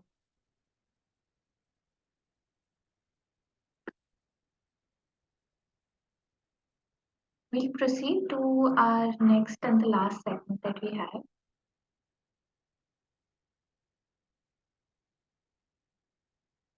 which is leveraging technology. So UDL stresses a lot on leveraging technology. Why technology? Because technology can really help us create that basket of different methods that can help the learning journey of just not a child but an adult. And therefore, we'll figure that what are the possible ways in which we can leverage technology, keeping universal design as the base, and create more accessible e-content, LMS, which are our learning management platforms, assessments, and also our ICT labs that we have. So it stresses a lot on leveraging technology. Why? Because it helps improve the learning outcomes, create diverse learning materials, cater to students with varying abilities and learning styles. It is very important that technology is used as an enabler. And how to use that, we'll discuss that furthermore. So in our last session, we discussed that there should be multiple ways of catering to the needs of students as per their styles. The learning material should be in diverse formats so that it can overlap with the requirement of the person who needs it. And all of this together focuses on improving the learning outcomes. NEP mandates tech-enabled UDL. It endorses the adoption of universal design learning in classrooms so that it can improve the teaching and the learning, remove language barriers, and increase access for students with disability, and also facilitate educational planning and management within a classroom. Assistive devices and appropriate technology-based use should be made available to children to help navigate the journey. It recognizes the role of technology in improving access for students with disability, encourages integration of tech tools and devices in classroom to support the learning journey. NAP also encourages a lot of research and development in the field of assistive technology to create innovative solutions. Therefore, it becomes very important for us to understand the struggle and manifestation of the disability so that accordingly we can create impactful, innovative tools and solutions for enabling an individual's journey and supporting them. Let's talk about how we can leverage technology to facilitate universal design learning. What do we mean by technical accessibility? We've been talking a lot about making creating accessible content, creating formats that are accessible. It refers to any accessible electronic and information-based technology that can be used by people with a wide range of different abilities and challenges. Each user is able to interact with the technology in the way that works the best for them. So we are trying to create formats that are suited to the many needs of the people as per their specific requirement. Technical accessibility is built on the pedestal of universal design, and that is what we are going to focus on as we go ahead. Understanding what is assistive technology. So whenever we hear the term assistive technology, we always think of a device. Like we think of something tangible that is going to come handy to us. But something which is as basic as maybe things that we use like speech to text, text to speech, things that we're using on our phones, our tablets, that is something that we focus on as we proceed. But assistive technology can be anything from a device to a software or an equipment that helps people learn, communicate, and function better. So it could be a walking stick, it could be a hearing aid, it could be a computer, it could be an alternative keypad that is being used, it could be something as simple as a zooming lens, right? It helps people who learn and think differently work around their challenges like reading, writing, calculating, breaking down concepts, time management, etc. So the focus is on enablement. The assistive tools are made to improve the quality of your life by assisting you in the XYZ possible manners that you require this for. It can be something as basic as a walking cane to something as complex as an alternative keyboard or a head pointer or something that is very specific to the need of a severe disability.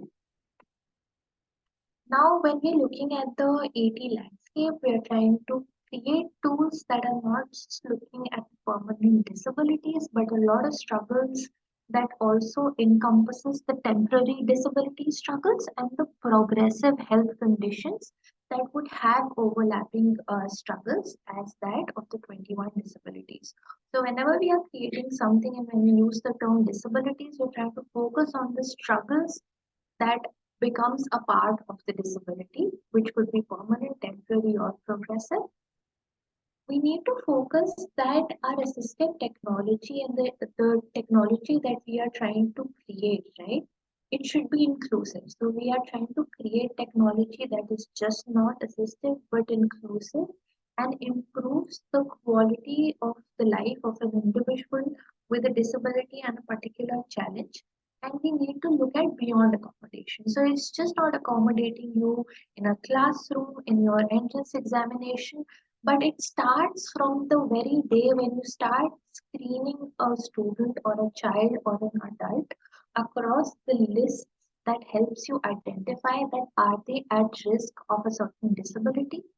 Then identification to understand what exactly is the disability and how is it manifesting and what are the struggles that this person must be facing. Then accommodating them to be a part of learn their pathway across the learning journey. Then we want to improve the quality of their life and empower them as an individual. And access to remediation and treatment is the last leg of the four pillars that we focus on. Tech innovations, they need to address the individual's need with different abilities just beyond accommodation. So we have to remember that anything that is improving the quality of the life, getting them access to remediation, screening, identification, all are accommodations that we are trying to create to enable a person's journey. One very interesting question for us to understand that how assistive technology has become a part of our lives. We quickly ask you, can you search for a song on YouTube without typing the name of the song? And how do you do that? Just you can unmute yourself to answer, put the answer in the chat box. But how are you going to search for a song on YouTube without having to type the name of the song?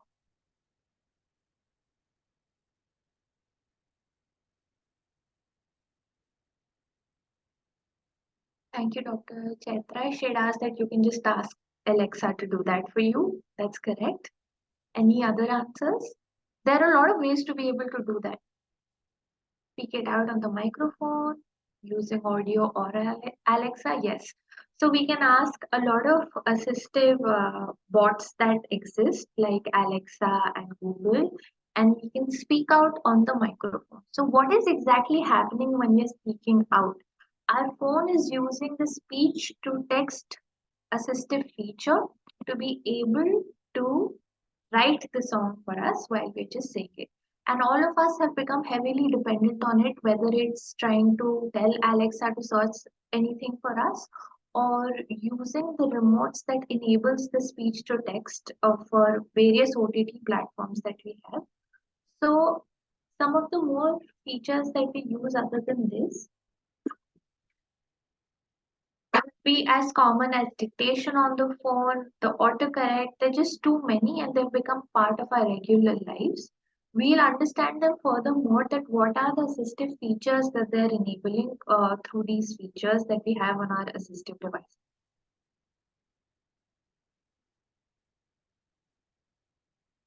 And the next challenge is to make people understand that if I do not spell or read as others, that does not make me a good person. So that explanation to make people understand that, to make parents, others understand that is with the talent. And today I may cite LinkedIn as well. It has dyslexic thinking as a skill today, as a 21st century skill. So I always tell people that today dyslexic thinkers are the next future leaders.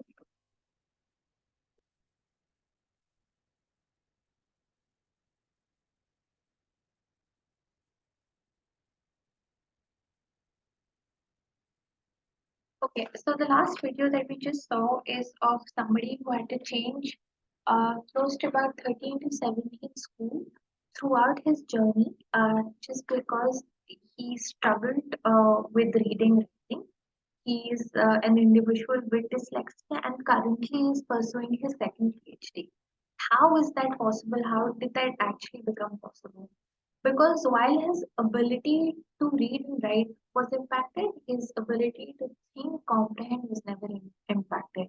And a lot of assistive technical tools really enabled him to be able to go on this learning journey that he had.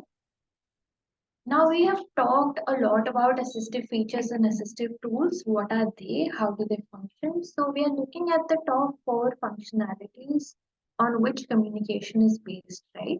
Which is reading, writing, watching, and listening. A lot of assistive features are a part of these 4 functionalities that are crucial to communication.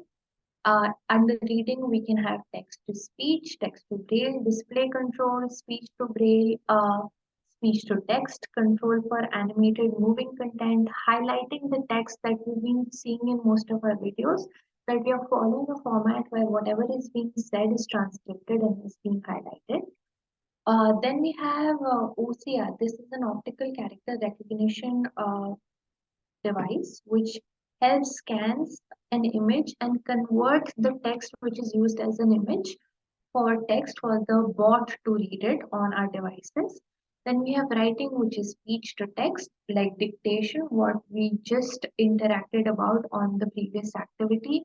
Spell check, word prediction is nowadays very common on the most common platform that we use to communicate, which is WhatsApp.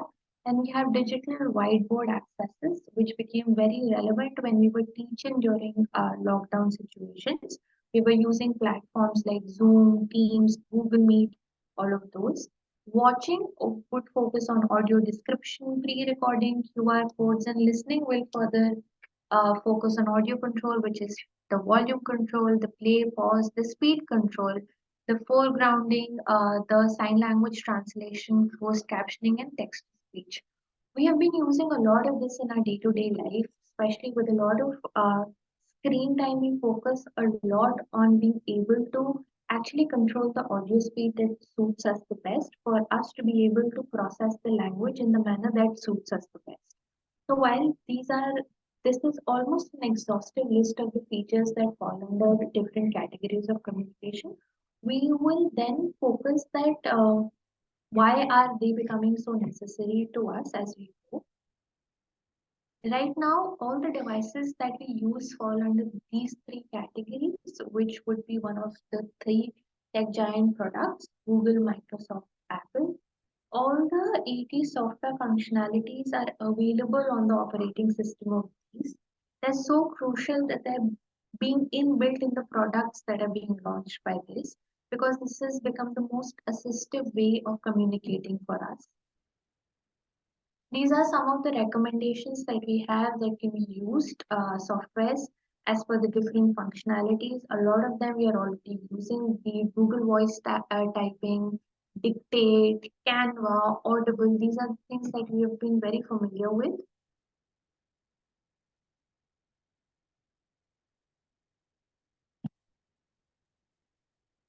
I also use many technology like autocorrect. Sometimes it does not work and really gets on the nerve, but it does help from time to time.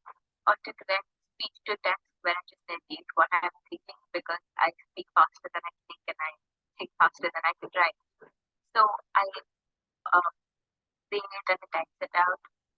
Sometimes I get devices to read to me also, like where I take a picture or send a document to. I've got Speechify where it reads out to me in an accent speech, or sometimes somebody else reads it to me and makes me understand. So this was a short input of a 9th grader who's now in 10th standard, and we try and understand that how technology has enabled the learning journey of a student. And there are a lot of features that sort of enable the learning journey, and no ways are they substituting the learning journey of the child, right?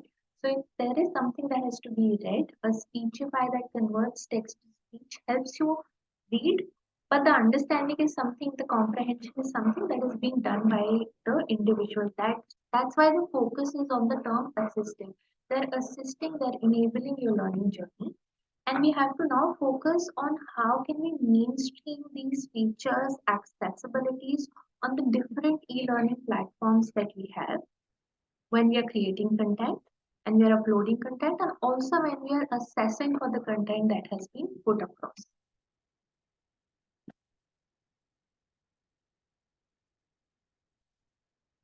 I also use many techniques.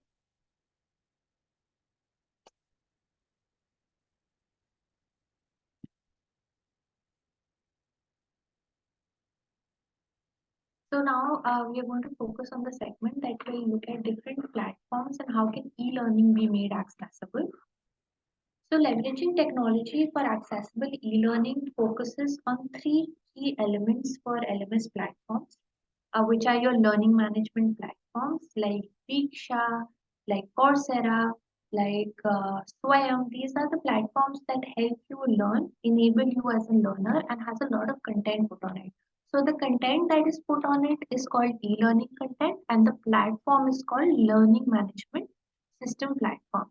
So we are going to focus on the three most important things that put together create a very successful platform, which is e-learning content, platform functionality, and e-assessments, because it is enabling, it is hand-holding an individual's learning journey. It's also very important for us to understand that understanding and monitoring how much knowledge is being absorbed should be in the same manner in which the knowledge is being imparted.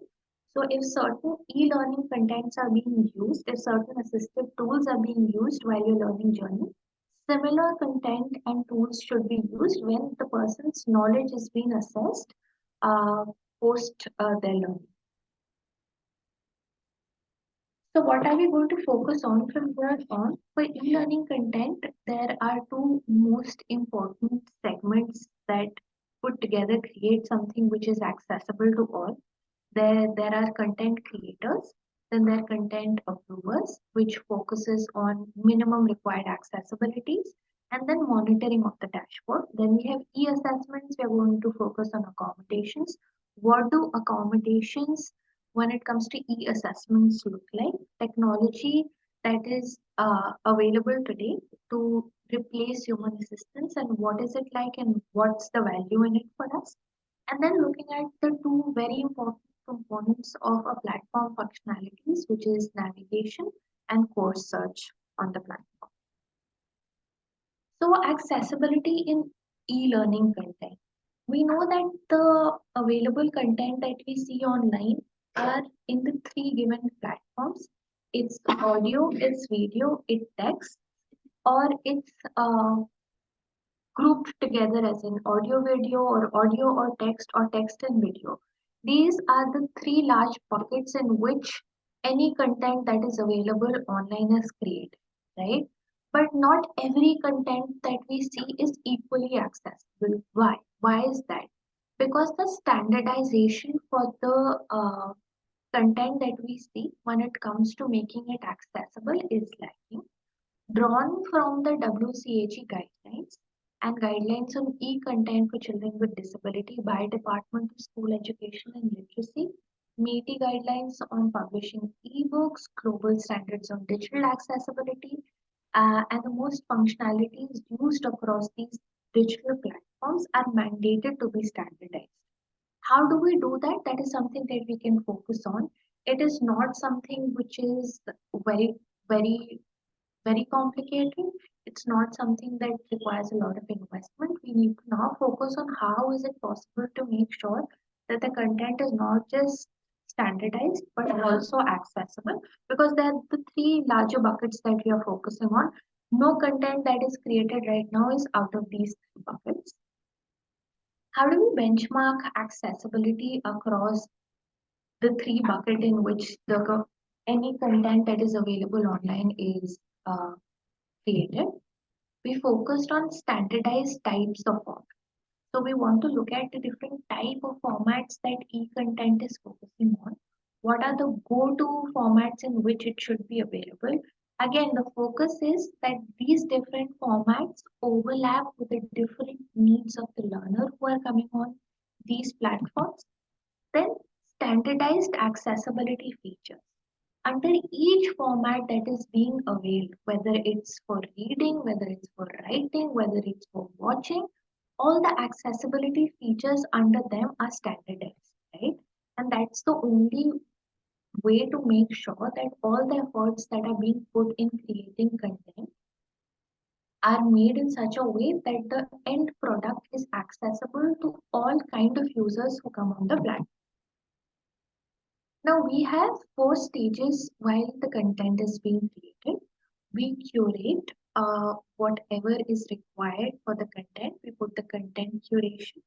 Then we go ahead and we edit the curated content to make it more niche, more accessible, more valid. Then the content that has been edited and curated is approved and then uploaded. So we are looking at two groups over here. One is the blue group that you see, which is for curation and editing, and the second one is for approving and uploading. Now, who are the two people who are doing this? We have content creators and content approvers. The content creators focus on curating and editing content. The content approvers focus on approving and uploading content. And there's an overlap before the content that is created is passed on to the people for approving and uploading the content. How do we make sure that the efforts that are put in by both these parties are in such a way that the end result that is curated for us is accessible? We create a checklist. We create checklists that can be benchmarked to make sure that the content creation efforts that are being put together to make accessible format are overlapping with the needs of the content approval. And what does these checklists they focus on? At the level of content creation, the video content, the audio content, or the ebooks that we are focusing on should look into the possible features, accessibility features. A video content needs to have closed captioning, the different video controls, which is in terms of the speed, the volume, the controls for animation, transcript, appropriate text images, simple font types, sign language translator, whether it's human based or AI generated. Then audio content should always focus on closed captioning, audio control, transcript, again, the SL translation, AI based, and minimal background noise. Ebooks, they should be electronic publication in PDF format and not images compiled together. We'll discuss this basis an example that we'll look into further. But when we talk about ebooks, the feature that makes ebooks accessible is text to speech. And for that, it's very, very important that we have electronic publication and not images of a text, because the image of a text is just an image and the text to speech does not work on that. Then we have display control, which is text size, font size, contrast. This should be something that could be adjusted by a viewer or a learner on the platform. Voice search in documents to be able to get, again, this is something which is speech to text that is being used. Then OCR for text and images to be able to understand. For example, if you have a visual impairment, if you OCR on an image, the speech to text helps you understand what that image is, then highlighting and annotation tools that become very important. So when the content is being created at that stage, it's very, very important to incorporate these features to make sure it's accessible. Then for infographics, we focus on OCR support again to be able to understand if you have any kind of visual impairment, which makes it difficult for you to see the images. Display control, control for animation content. Module-based assessment will need text to speech, read aloud questions, speech to text, voice-based response selection, OCR scanning, spell and grammar check. Then we have interactive gamification, voice-based response, text to speech. If you focus, we are looking at 6 different formats in which the content can be availed when the content is being curated. And the features are almost overlapping. So we are not dealing with a lot of features. We are just making sure in different kinds of formats in which the content is being created, certain features are being incorporated. Then we move ahead to content approval. This set of people need to follow a very simple checklist, which is that of minimum requirement, that across the 6 formats, which is video, audio, ebook, infographics, and interactive gamification and module-based assessments, these are the minimum required features that needs to be incorporated for you to be able to call it accessible content and make sure that it is suiting the different needs of the learners on the platform. What is the value in creating standard accessible content? Why should you, me, content creators, content approvers spend so much time, spend so much energy while they're curating things, while they're putting a platform together to make sure that it's accessible? One, it caters to the needs of diverse students. So this is a checklist that is very important and focuses on the fact that just by using the 18, 16 features that we spoke about across different applications, whether it's reading, writing, helps individuals and learners across disability to be able to consume that particular content that is created. For example, if there's a book, the application is reading and the different accessibility feature, for example, an accessibility feature like display control will help students with specific learning disabilities consume the content. Anybody who has visual and hearing impairment can also focus on it. And the same goes for people with speech and language disabilities. So the idea of being able to do this in the stages of curation and approval is that one, the value is that you cater to the needs of diverse students who come to your platform. The second is this standardization does not add significant cost in the process of creating content. So while you're just sticking to a few features which you're making sure are benchmark across all formats, you're also making sure that this becomes accessible to a wider range of audience. And when you create a platform, the focus is on getting as much traffic and making sure it's as relevant as possible to all the learners that are on your platform. Then we come to the fact where we focus on being able to leverage technology for the assessment. There is often a shortage of human resources, right? There might be a possibility that the support that is required in terms of substituting for a child with a disability is not available. Then how do you in that format, because the learning is happening on a platform, the learning content is technically supported, it's enabled. Why are the accommodation for the same not in the exact same format? So why we have a student who might have had a broken limb, we more than often give them a scribe because while their limb is broken, their capacity to answer the question, to comprehend the question is not stunted. Similarly, with students who have specific learning disability or similar struggle, providing them with a scribe, right, is not cheating. It's supporting, it's accommodation. And therefore, if I look at a scribe or a reader or compensatory time, how does it look like on these learning platforms, right? This is not a classroom, this is not a physical structure that we can provide for somebody or a human resource. So what are the substitutes? For scribe, we can always have speech to text software. We can have spell check, word prediction, or we can give them access to whiteboards. Again, this is not an exhaustive list, but these are the minimum possible accommodations that can be available. For reading, there's always text to speech software, there's control for font type and size, and then we can have video and audio speed controls that can be used when it comes to reader. For compensatory time, extra time to complete classroom tasks, online and offline assessments is something that can be recorded. You can always do that. These are the possible e-assessment accommodations that can be leveraged when it comes to these learning platforms.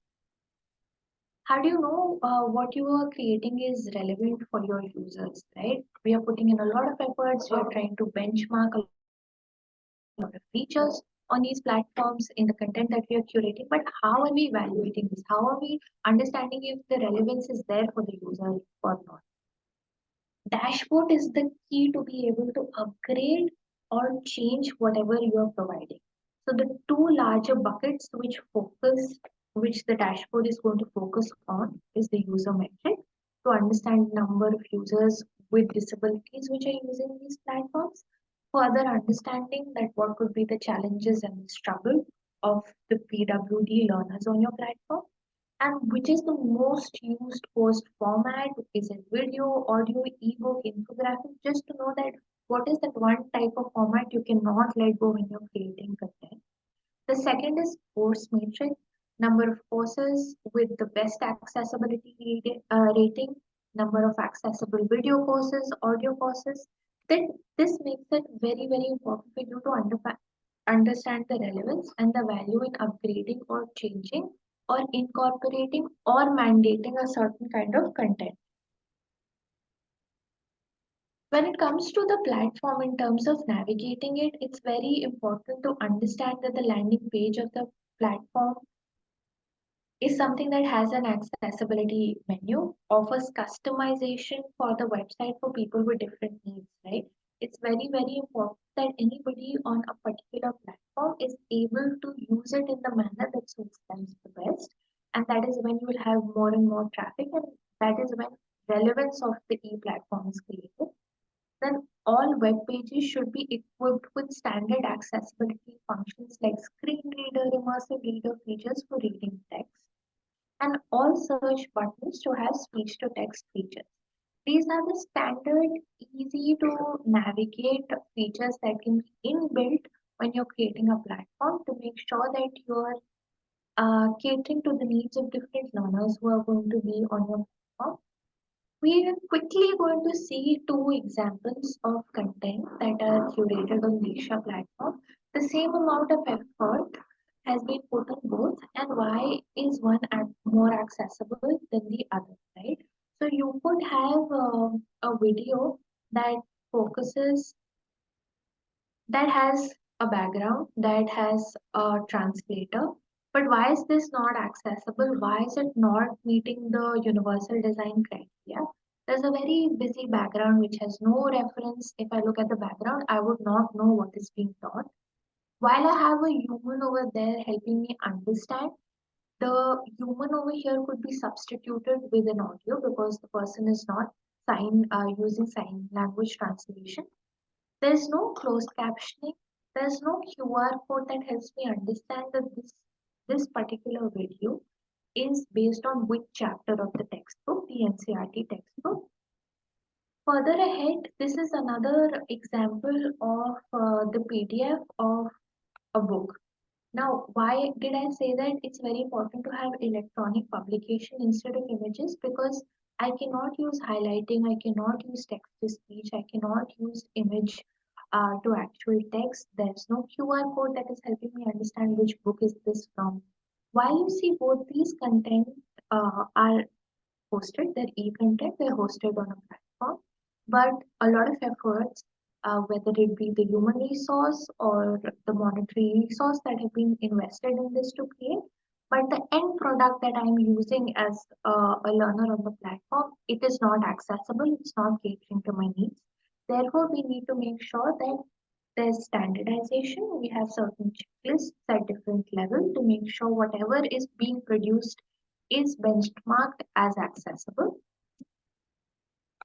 The milestone that we have for accessible content creation, while you're curating it, analyze, visualize, prepare an outline, prepare a project plan, stick to the minimum features required, create design elements, integrate different learning elements, prepare assignment, make sure that the content is inclusive. How can you do that? You can always refer to the checklist. And while it is being published, which is it's being approved and uploaded, make sure that there is a curriculum structure it's abiding by when you're preparing and publishing. Make sure that the minimum possible requirements are being met, and that is how you ensure integration of accessible content in the learning journey of a student.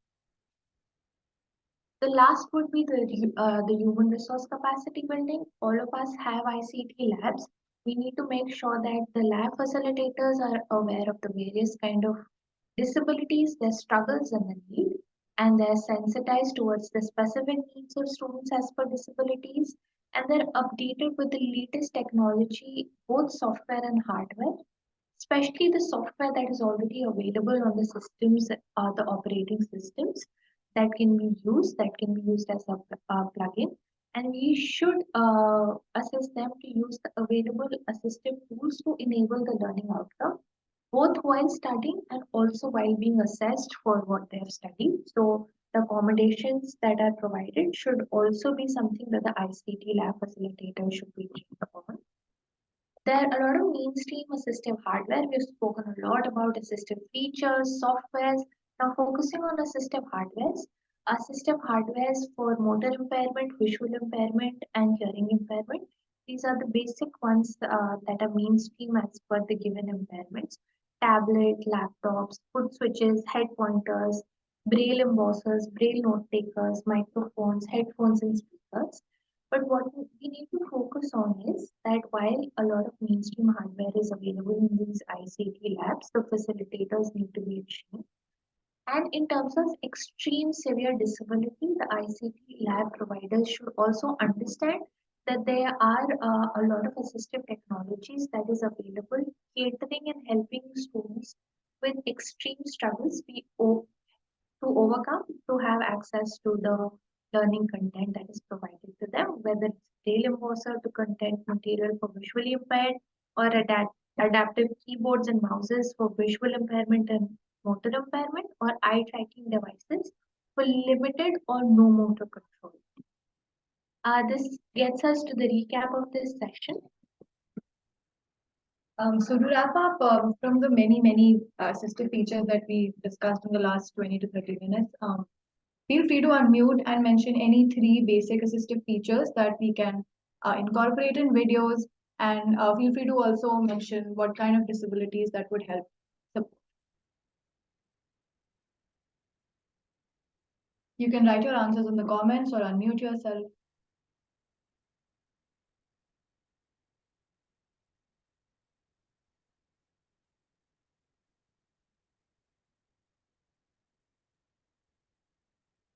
Okay, so Dr. Chetra says playback speed.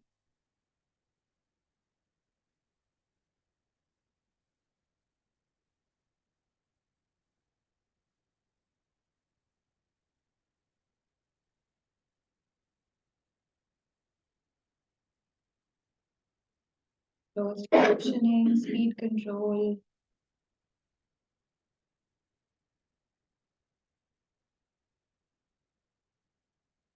If anybody wants to unmute and share, please feel free to do so.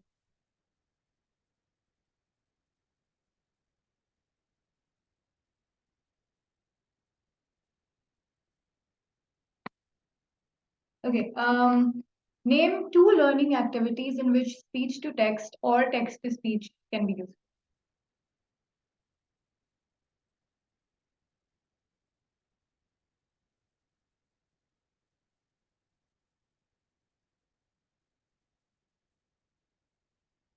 And this could be a useful tool for educators, for students, inside and outside of classrooms, any 2 learning activity. Reviewing class notes. Yes.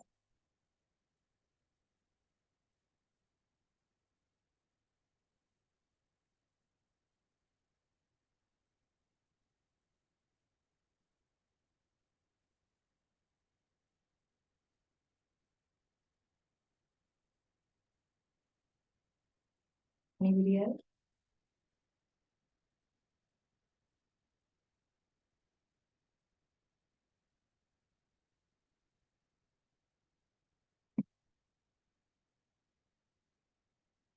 Reading a textbook? Yes, for sure.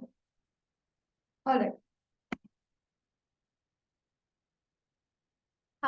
So while we're focused on creating accessible platforms, we in the larger terms, when we go back, because we are representing classrooms, we are representing innovation labs over here in audience, we want you to focus on the fact that technology for inclusion can focus on creating innovative tools, creating AI-driven screening tools in multiple languages for identification of specific learning disabilities, identification of other disabilities, accessibility in multimedia content. We have screen readers, which focuses a lot on text, written text, but if we can create something for infographics, for videos, inclusive text, In terms of inclusive text, are we making sure that all the data that is being used to train the different bots, the different innovations that are made is inclusive in nature?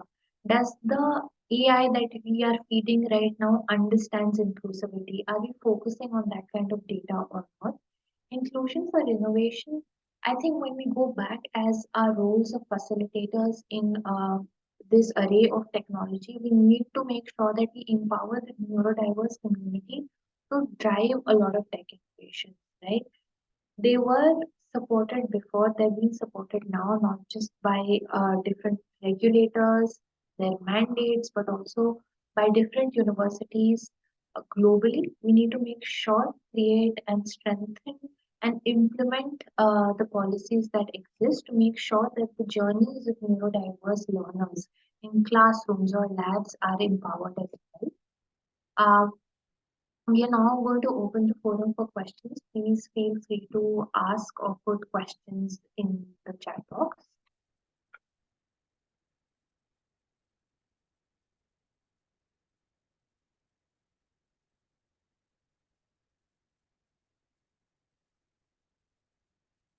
Please feel free to ask any question. You can unmute yourself, put it.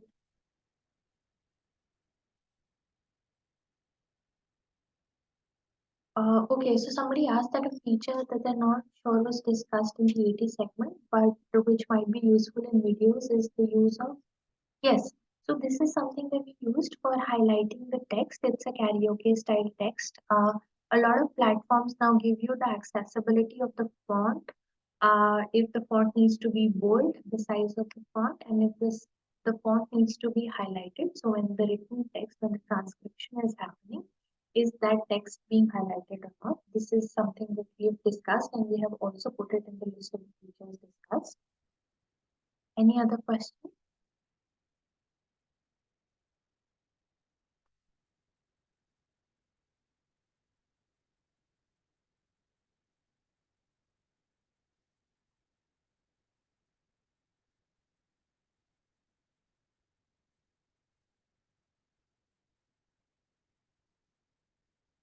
Oh, yes, this is something that is there as well in terms of content curation, and it's also for the accessibility of the platform to make sure that everything that is hosted on the platform in itself is can be used for text display.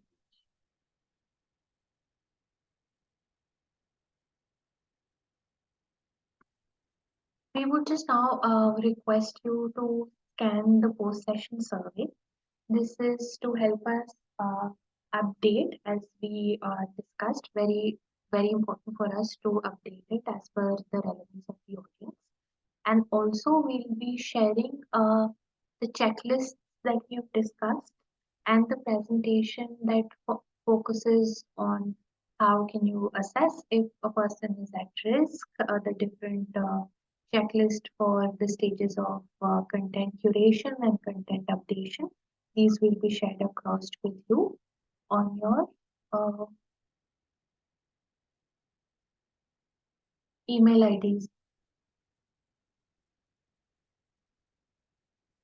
Yes, so the part of the presentation also has sources that can be used to integrate on the platforms and improve the accessibility of platforms. These are the plugins that are available, which we'll be sharing in the checklist that we share post session survey for all the users who attended the session.